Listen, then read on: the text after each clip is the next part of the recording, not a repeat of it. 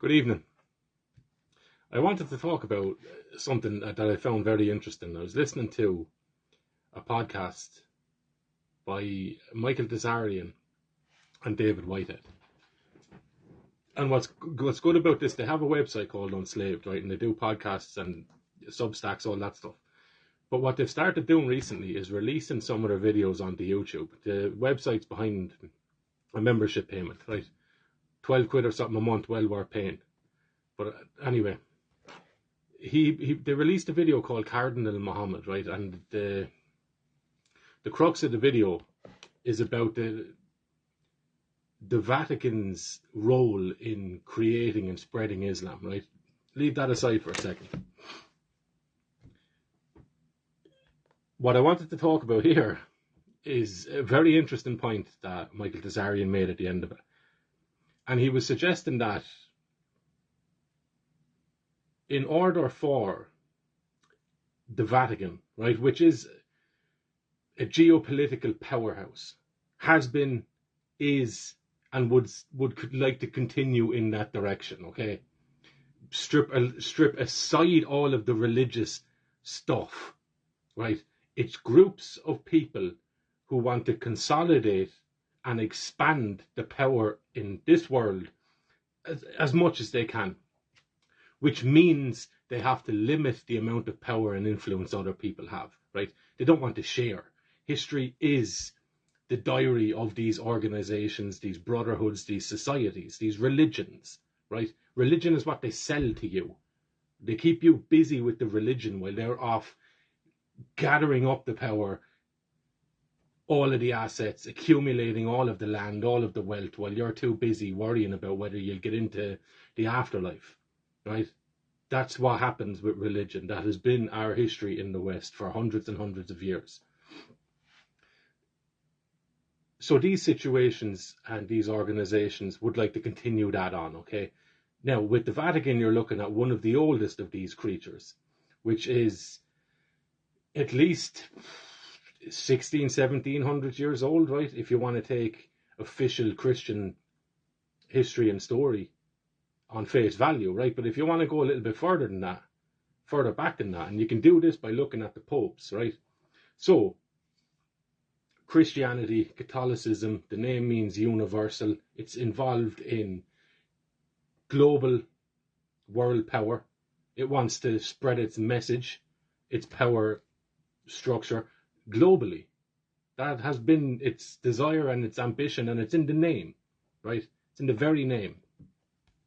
While they have you mesmerized with metaphysical speculations on what's going to come after death, they're busy here grabbing everything in this world here and now, right? So their actions in the world of the senses, the material, betray their lack of faith in the very story that they sell you. Just watch what they do. Watch what they do, right?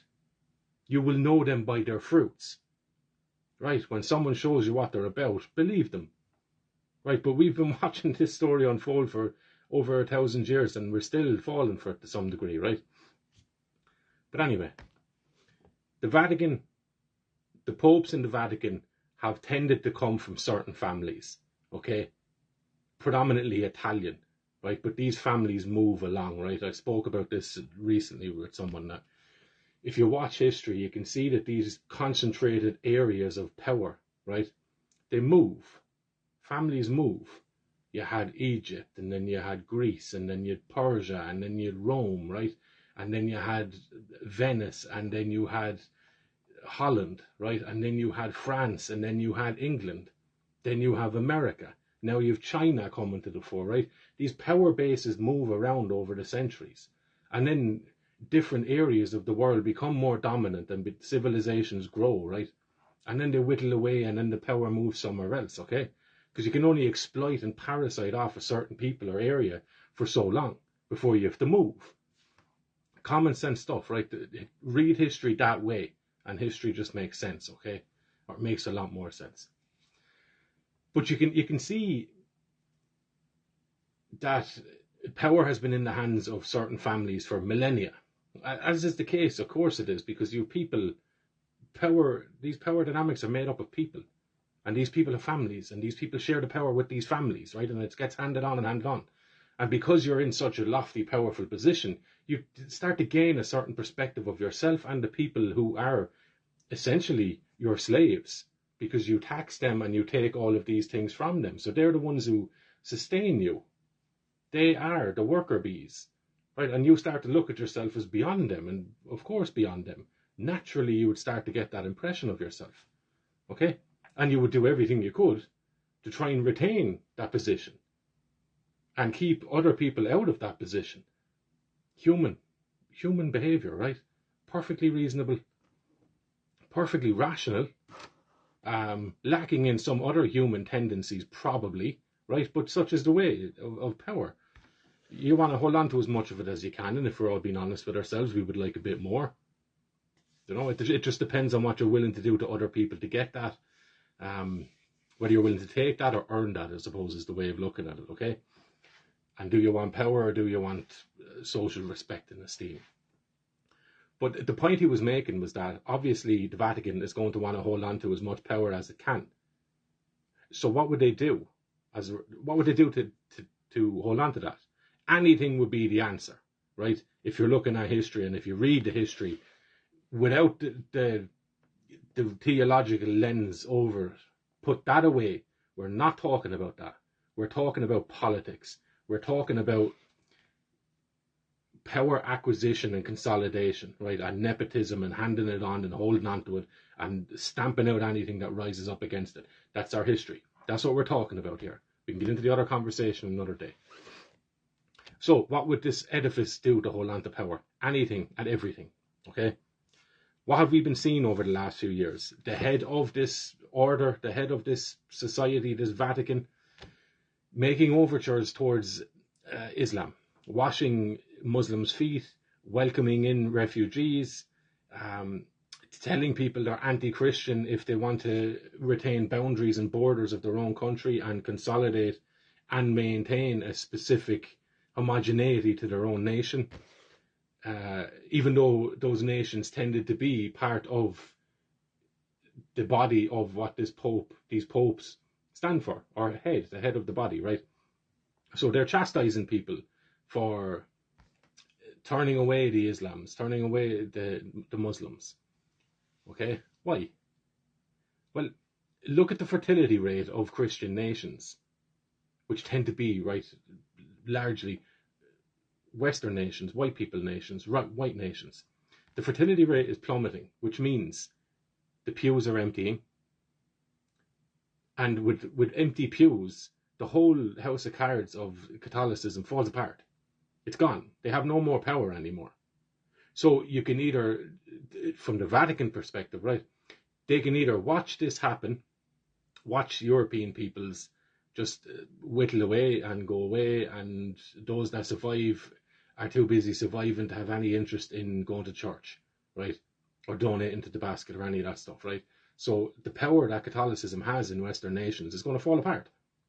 So they can either watch and allow that and hope for an upswing, or they can create the upswing, right? They can get ahead of it. And I think that's what the Pope has been doing over the last few years. And the new Pope has continued to do so as well, by visiting Algeria and speaking of interfaith relationships, and we are people of the book. And this is also mirrored, interestingly enough, and Michael Desarian talks about this as well. So I went and had a look at it, right? And you look at Ibn Ben Salman, the head of Saudi Arabia at the moment, right? So he ousted, I think it was his uncle, the guy who owned a good chunk of Twitter and was involved in tech companies in America, right? Buying up a lot of things. Interestingly, you see Saudi Arabia has the British connection going back over the years, right? And oil dominance. Again, it's back to the same thing, consolidating real world power, right? Religions and all that sort of stuff is just a way of selling it to people, right? Getting people to clash, getting people to fight, demarcating zones and areas of the world. This is this people's world and this is this people's. Time and a place for it, right? But let it happen organically. But what the new leader of Saudi Arabia has been talking about is a more moderate Islam, right? He said, okay, so one of the tenets of Islam is that Muhammad is the perfected man, right? And anything he said and did was perfected, and Islam considers itself the final word according to Allah, according to God, the final word. We had Judaism and Christianity, people of the book, to be respected, right? But also, Islam is the final word. There will be no future revelation. It cannot be reformed. But bin Salman has come out and said that everything is open for reformation. Everything is open for reinterpretation. Women are now allowed to drive over there, right? Foreign influence is allowed to come in and sell their wares in Saudi Arabia, right? You have a lot of Westerners that are going over to these countries, and just by their presence and their way of being is going to have an influence on what's going on over there, okay? So what will add into that as well, I suppose you have to, the influence of Iran on radical Islam, right? And on Palestine and Hamas and all these things. And people, Hamas, Muslim Brotherhoods, Iran to a degree, Saudi Arabia, all of these organizations and all these cults, right?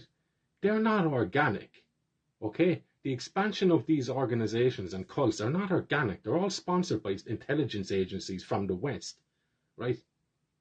To get into the Middle East and be able to put an Arab face or a Jewish face onto British imperialism or American imperialism or whatever ism you want to call it, right? But it's the same war games over and over again, okay? And no one wants to give up the driver's seat. Least of all Catholicism and the Vatican, right? And they've been at it for centuries. They swim with the times, right? We had the Enlightenment, you had the Industrial Revolution and science and blah, blah, blah and all that stuff. And every one of them declared that they were the death of Christianity and the death of religion. Hasn't happened. Christianity and this control system from Rome has outlived a lot of them. So it knows what it's doing in terms of moving with the wind, right? And sitting from where they're sitting, watching the European fertility rate plummet, watching and participating in and encouraging, right, the migration or the refugees or the immigration or the importation of African people and Middle Eastern people, whatever way you want to call it or phrase it or categorize it. The Catholic Church has been deeply involved in this, right? You have the Jesuit Refugee Council or some organization that has been involved in this, that has been backed by USAID, right? So you have CIA American-funded money coming into the church. Not going to be the last thing I'll say about that, but that's another day as well. Coming in through the church and funding these charities, these NGOs that are filling the West with parishioners, right? And my question to Irish people is this. Naturally, you see, with the importation of a foreign ideology, you're going to have a sort of a crystallizing effect on a native belief system, right? You're going to have a natural reaction, dialectics, right? Thesis, antithesis. We're going to have cause and effect, right? Simple. So you see a lot of this rhetoric, a lot of it, won't even get into that, right? But the Christ is King rhetoric, and we're a Christian nation, and we're a Catholic nation, and we have Christian democratic parties that are starting in Ireland, right? And the onus is being shifted onto us as Christians, right?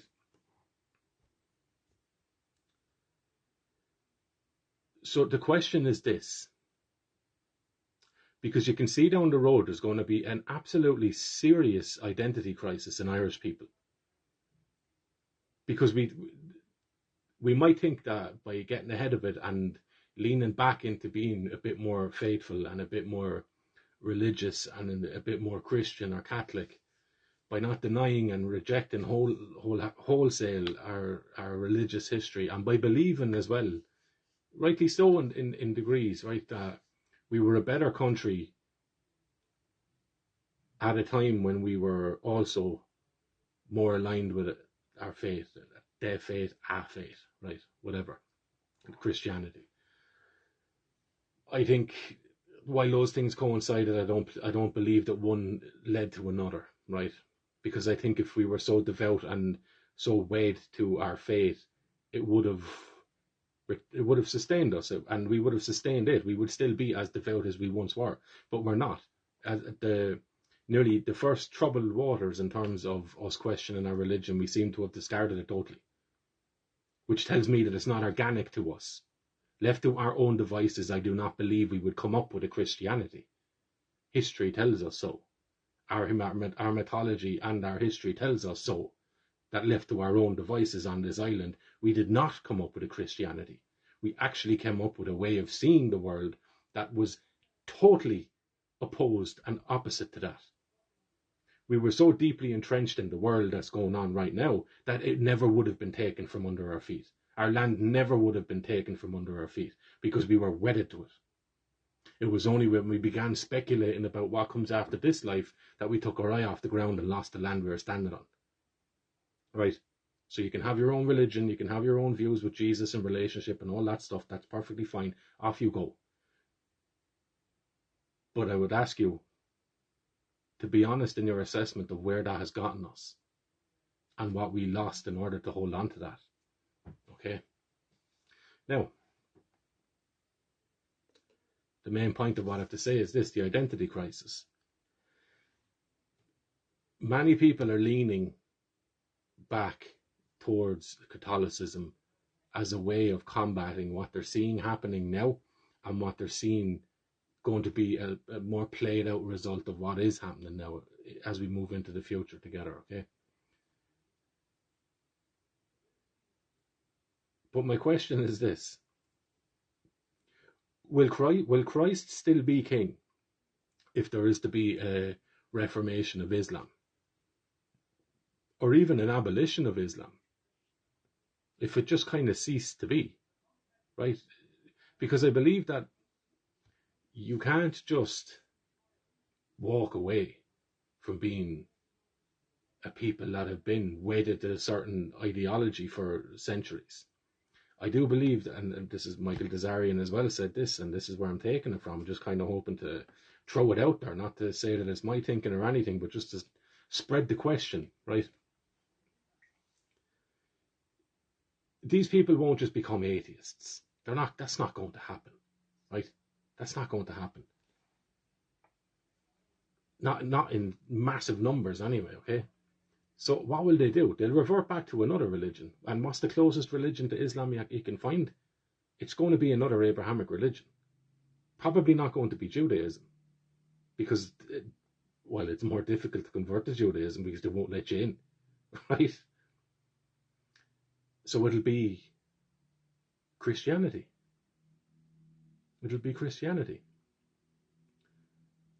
And also, interestingly enough, because you can kind of see this if you're willing to play with the symbolism and the archetypes that are involved in this, okay? So after centuries of veiling the women and stripping away the rights of the women, if there's going to be a kind of pendulum swing on that, what happens there? What would you revert back to?